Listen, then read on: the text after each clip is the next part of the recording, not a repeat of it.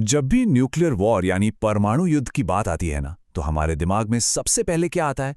वही विशाल mushroom cloud और ताश के पत्तों की तरह ढहती हुई इमारतें, है ना? लेकिन विज्ञान हमें एक बिल्कुल अलग और कहीं ज्यादा खौफनाक सच्चाई बताता है। आज के इस खास एक्सप्लेनर में हम उन साइंटिफिक फैक्ट्स को डिकोड करेंगे जो साबित करते हैं कि असली तबाही तो धमाके के बाद शुरू होती है।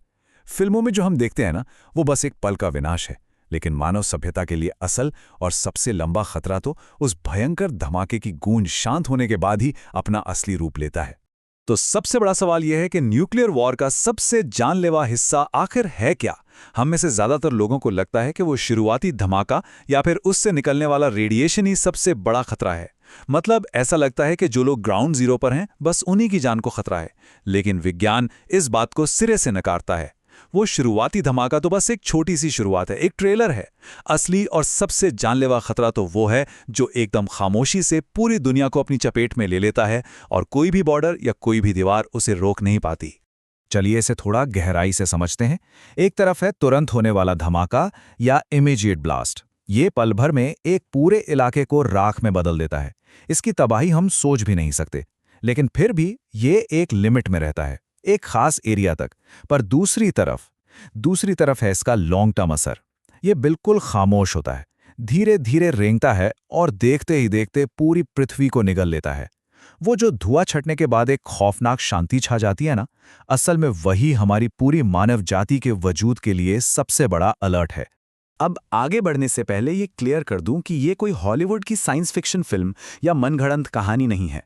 नासा, आईकैन, प्रतिष्ठित नेचर जर्नल और फेडरेशन ऑफ अमेरिकन साइंटिस्ट्स जैसी दुनिया की सबसे जानी-मानी संस्थाएं इस बात की पुष्टि करती हैं। दुनिया के टॉप साइंटिस्ट्स ने सुपर कंप्यूटर्स का इस्तेमाल करके एकदम सटीक कैलकुलेशन की है कि अगर न्यूक्लियर हथियारों का इस्तेमाल हुआ तो धरती का क्या हाल होगा। मतलब आज हम जो भी बात कर रहे हैं वो पूरी तरह से हार्ड डेटा और दशकों की पीयर रिव्यूड रिसर्च पर आधारित है। तो ये जो लंबा और खौफनाक खतरा है ना, इसे वैज्ञानिक भाषा में कहते हैं न्यूक्लियर विंटर या परमाणु सर्दी। आसान शब्दों में कहें तो इसका मतलब है पृथ्वी के तापमान में भयानक और अनकंट्रोल्ड गिरावट।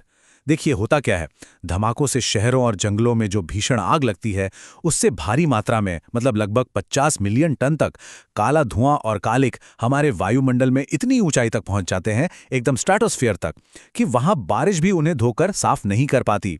ये घना काला धुआं सूरज की रोशनी को पूरी तरह सोख लेता है और हमारी धरती एक ठंडे डरावने अंधेरे युग में धकेल दी जाती है।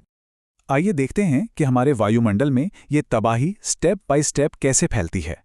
इसके 3 मुख्य वैज्ञानिक चरण हैं। सबसे पहले धमाके के तुरंत बाद हर तरफ एक भयानक आग लग जाती है, जिसे फायर स्टॉर्म कहते हैं। इसके बाद जब ये बहुत ही गर्म काला धुआं समताप मंडल में पहुंचता है, तो ये हमारी रक्षा करने वाली ओजोन लेयर को बड़ी तेजी से खत्म करने लगता है। इसका नतीजा सूरज की जानलेवा अल्ट्रावायलेट किरणें डायरेक्ट धरती पर आने लगती हैं। और अंत में तीसरा स्टेप, सूरज की रोशनी ब्लॉक होने की वजह से ग्लोबल टेम्परेचर अचानक से बहुत ज्यादा गिर जाता है। ये इतनी तेजी से होता है कि पूरे ग्रह का मौसम चक्र ही पलट जाता है। अब आसमान में जो ये सब उथल-पुथल हो रही है, उसका जमीन पर एक ग्लोबल डोमिनो इफेक्ट देखने को मिलता है, बिल्कुल ताश के महल की तरह। एक पत्ता गिरा और फिर सब कुछ एक के बाद एक भरभरा कर ढह जाता है। ये केमिकल बदलाव सिर्फ हवा या आसमान तक सीमित नहीं रहते।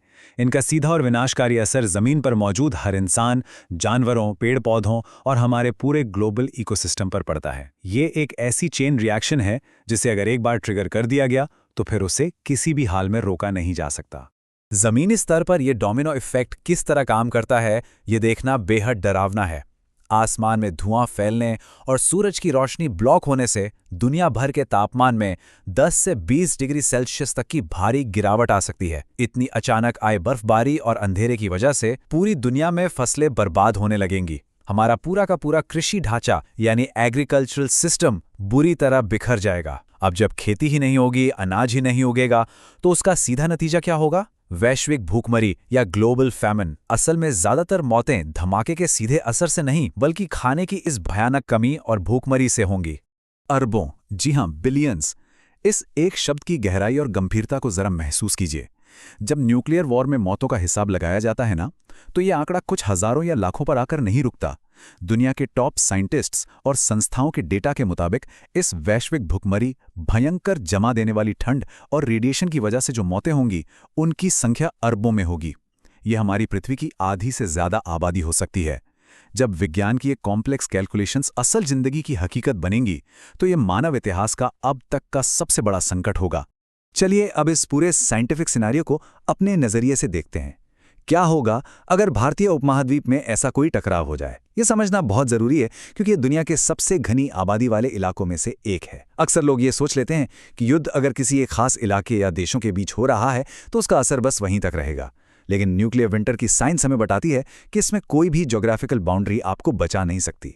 ये हवाएं और ये धुआं किसी देश का बॉर्डर नहीं देखते। सबसे हैरान करने वाली बात तो ये है कि भारत जैसे सघन आबादी वाले क्षेत्र में अगर एक लिमिटेड न्यूक्लियर युद्ध भी होता है तो तबाही सिर्फ यहीं तक सीमित नहीं रहेगी। भारत का वो विशाल कृषि क्षेत्र जो करोड़ों लोगों की भूख मिटाता है, वो तो पल भर में खत्म हो ही जाएगा। लेकिन उससे भी बड़ा और भयानक सच ये है कि इस रीजनल टकराव से उठने वाला वो काला धुआं पूरे वायुमंडल में फैलकर पूरी दुनिया के क्लाइमेट को बदल कर रख देगा। आसान शब्दों में कहें तो एक छोटे से इलाके का युद्ध उस वैश्विक भुखमरी का ग्राउंड जीरो बन सकता है, जिसे लेकर वैज्ञानिक हमें सालों से चेतावनी दे रहे हैं। तो इस पूरे एक्सप्लेनर का सबसे क्रूशियल पॉइंट ये है कि न्यूक्लियर वॉर का असली हॉरर वो शुरुआती धमाका बिल्कुल नहीं है। असली डर तो वो बंजर, ठंडी और बिल्कुल न रहने लायक दुनिया है जो उन काले बादलों के छंटने के बाद हमारे सामने आएगी। जो लोग किसी चमत्कार से उस शुरुआती धमाके और रेडिएशन से बच भी गए ना, उन्हें एक ऐसे भयानक भविष्य का सामना करना पड़ेगा जहां ना तो सूरज की कोई रोशनी होगी, ना खेती के लिए कोई जमीन बचेगी, ना अनाज होगा और ना ही पीने लायक एक बूंद साफ पानी। क्या ऐसी बंजर दुनिया में जिंदा बच जाना वाकई कोई खुशकिस्मती होगी या फिर एक न खत्म होने वाली यातना? इस खौफनाक डेटा और विज्ञान की इन चेतावनियों को समझने के बाद आखिर में बस एक ही सवाल खड़ा होता है, अगर न्यूक्लियर वॉर हुआ तो जिंदा कौन बचेगा? क्या इस भयंकर तबाही, इस डोमिनो इफेक्ट, वैश्विक भुखमरी और जमा देने वाले न्यूक्लियर विंटर के बाद इस पूरी पृथ्वी पर कोई एक भी इंसान ऐसा बचेगा जो जिंदा कहलाने के लायक हो? विज्ञान हमें लगातार चेतावनी दे रहा है और इसके आंकड़े बिल्कुल साफ हैं। आज के इस एक्सप्लेनर में हमारे साथ जुड़ने और इस बेहद गंभीर विषय को गहराई से समझने के लिए आपका बहुत बहुत धन्यवाद।